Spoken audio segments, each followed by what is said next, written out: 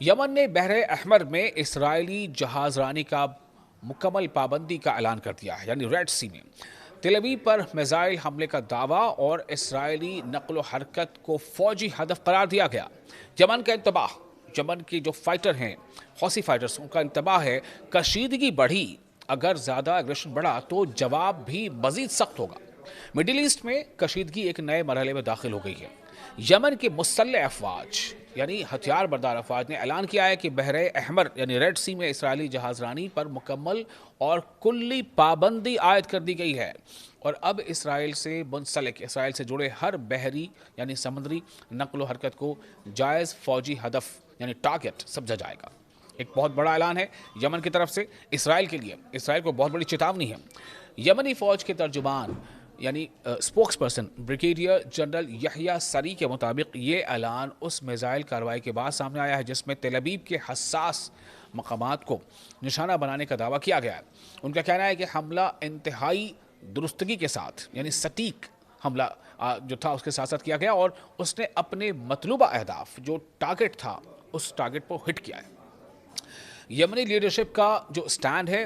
وہ یہ ہے کہ یہ کارروائی پورے اس خطے میں، اس ریجن میں جاری امریکی اور اسرائیلی اقدامات کے جواب میں کی گئی ہے۔ یحییٰ سری کے مطابق ان کا مقصد نہ صرف فلسطین، لبنان، ایران، عراق اور یمن کے ساتھ اظہار یکجہتی یعنی سولیڈارٹی کا اظہار کرنا ہے، بلکہ اس منصوبے کی مخالفت بھی کرنا، اس کا وروध بھی کرنا ہے جسے وہ گریٹر اسرائیل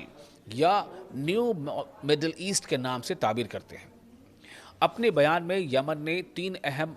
پوائنٹس کو سامنے لایا، اسے ہائی لائٹ کیا۔ پہلا، بحر احمر میں یعنی ریڈ سی میں اسرائیلی جہاز رانی یعنی اسرائیلی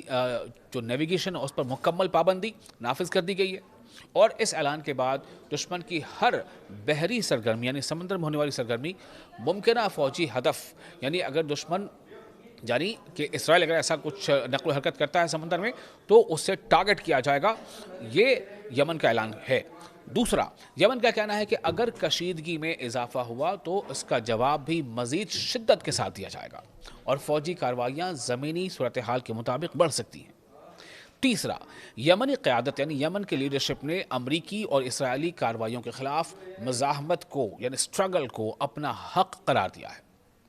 یمنی فوج کا یہ بھی کہنا ہے کہ وہ اپنے عوام اور خطے میں اپنے اتحادیوں پر عائد محاصرے اور دباؤ کے سامنے خاموش نہیں رہیں گی۔ ان کے مطابق جب تک ریجن میں جاری کارروائیاں اور یہ محاصرہ برقرار رہے گا، ان کی فوجی سرگرمیاں بھی جاری رہیں گی۔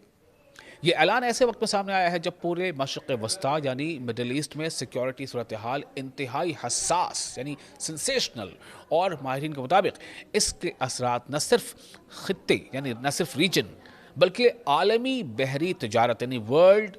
سی ٹریڈ پر بھی پڑ سکتے ہیں۔